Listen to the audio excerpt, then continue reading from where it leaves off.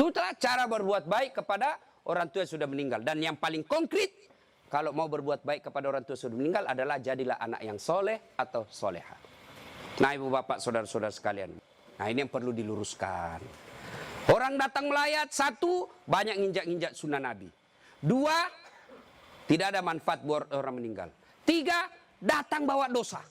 Coba lihat prakteknya, saya lihat ini. Kenapa saya bilang datang bawa dosa? Datanglah ibu-ibu gaul. Kudung hitam, baju hitam, rok hitam, kacamata hitam, payung hitam. Saya tanya, kenapa hitam-hitam? Dia bilang, Ustaz, selebriti. Tidak, sunnah itu putih-putih. Dosa enggak hitam-hitam? Tidak, tapi dicintai Allah dan Rasulnya kalau bapak ibu pakai putih-putih. Dua, datang tambah-tambah dosa. Itu tadi sunnah Nabi. Yang kedua, datang tambah-tambah dosa. Kenapa tambah-tambah dosa? Datang cerita jelek aja orang, Pak. Lewat satu, terutama ibu-ibu tuh. Mulai pintu dia lihat, Pak. Mulai dilihat dari ujung rambut sampai ujung kaki. Lewat, si Kobi itu kata orang Bugis. Si Kobi nih.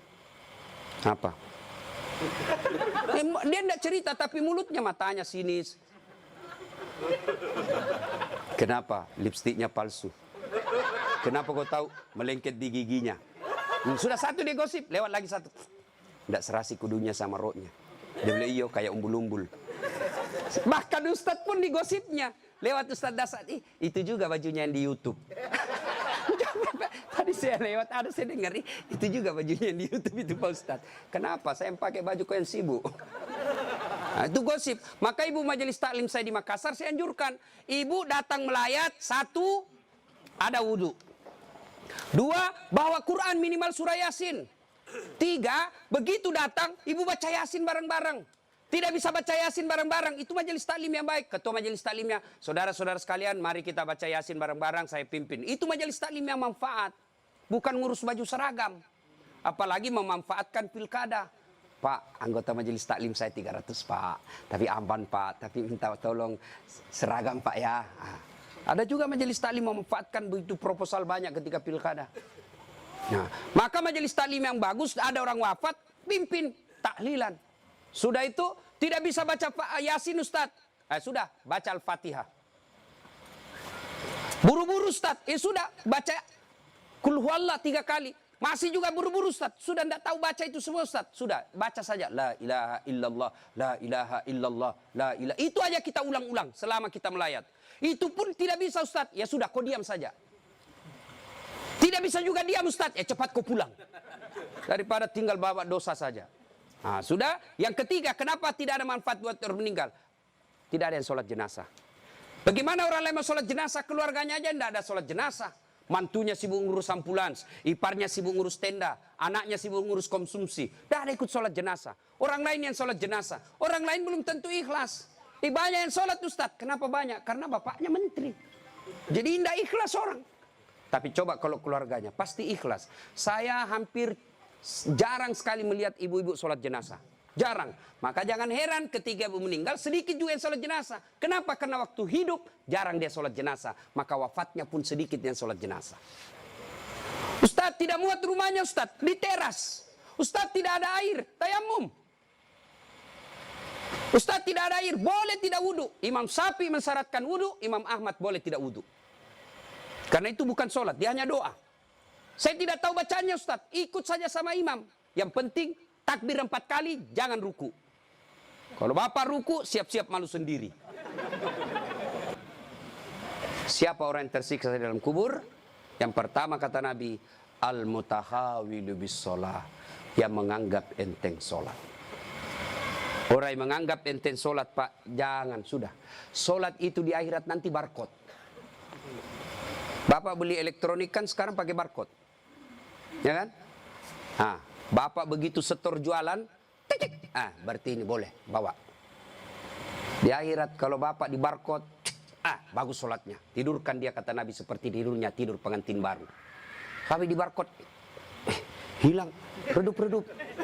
Ini macet. Ini sholat Jumat, hari Jumat saja. Paling terlambat datang, paling cepat pulang. Orang khutbah dia tidur. Begitu bangun, aliran apa yang tidak ada khutbahnya? Bukan aliran apa, kau yang tidur beleng. Mana? Percaya Pak? Orang yang tidak ada solat demi Allah. Bapak tidak puasa masih boleh disebut Islam. Bapak tidak haji masih boleh disebut Islam. Bapak tidak bayar zakat masih disebut Islam. Tapi tidak solat, Imam Syafi'i menghukuminya, disuruh bertobat dan dia tidak mau, boleh dihukum mati. Itu kalau Imam Syafi'i. Disuruh solat dan dia tidak mau. Disuruh bertobat dia tidak mau, kata Imam Syafi'i, boleh dia dihukum mati. Begitu pentingnya solat. Ketika Allah perintah puasa, ayat saja turun. Allah perintah haji, ayat saja turun. Allah perintah zakat, ayat saja turun. Allah perintah solat, tidak boleh ayat turun. Rasulullah dijemput oleh 4 malaikat menghadap kepada Allah. Kenapa? Ini perintah penting. Diberikan perintah solat. Pak Menteri, ada himbauan kepada seluruh kepala daerah se-Indonesia, hanya berupa himbauan cukup WhatsApp dalam grup. Tapi kalau itu berupa SK yang penting, Gubernur datang kantor Menteri. Kenapa? Ini penting. Tidak boleh kau di WhatsApp. Solat demikian pentingnya, sehingga Nabi harus diundang menghadap. Itulah disebut Isra dan Mi'raj. Bapak kerja jadi Grab, jadi menteri. Munafik kalau Bapak katakan, bukan untuk dunia saya. Bohong. Kita bekerja apapun profesi kita untuk memperbaiki dunia. Lalu siapa yang punya dunia? Allah Subhanahu wa ta'ala. Artinya, mustahil dunia dalam genggaman kalau yang punya dunia Bapak jauhi. Saya kasih contoh. Saya akrab dengan Pak Menteri. Saya datang ke Jakarta. Pak Menteri, saya mau jalan-jalan Jakarta ini, tapi tidak ada mobilku Pak Menteri. Kata Pak Menteri, aman terkendali Ustadz. Pak Menteri telepon ajudan. Ajudan, siap Pak Menteri. Itu ada Ustadz Dasat, kau jemput dia. Nanti dikena lagi kita di ceramah. Kau jemput dia. Kasih mobil yang bagus, kasih pengawalan, jangan lupa kasih pembeli pulsa. 1 jam kemudian datang ajudan. Tabe, Pak Ustadz, kiriman Pak Menteri. Aman, selesai masalah saya di Jakarta. Kenapa? Saya akrab sama Pak Menteri. Anda dari Makassar, tidak pernah ketemu, tidak pernah silaturahmi, tidak pernah didengar namanya, tidak pernah lihat. Assalamualaikum Pak Menteri. Boleh pinjam mobilnya? Siapa ditelepon Pak Menteri? Ajudan, bukan. Siapa? Kapolres. Tangkap itu, penipu. Tidak pernah ketemu pinjam mobil. Pasti penipu itu. Demikian juga dengan Allah.